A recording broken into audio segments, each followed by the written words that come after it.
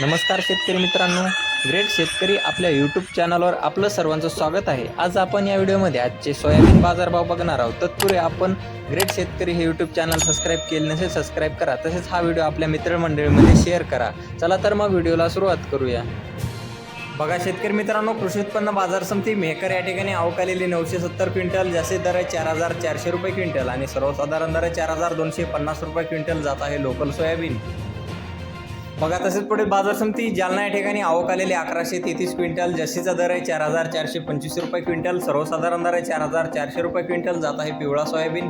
बघा तसेच पुढील बाजार समिती अकोला या ठिकाणी आवक आलेली 294 क्विंटल, जास्तीचा दर आहे 4430 रुपये क्विंटल, सर्वसाधारण दर आहे 4300 रुपये क्विंटल जात आहे पिवळा सोयाबीन।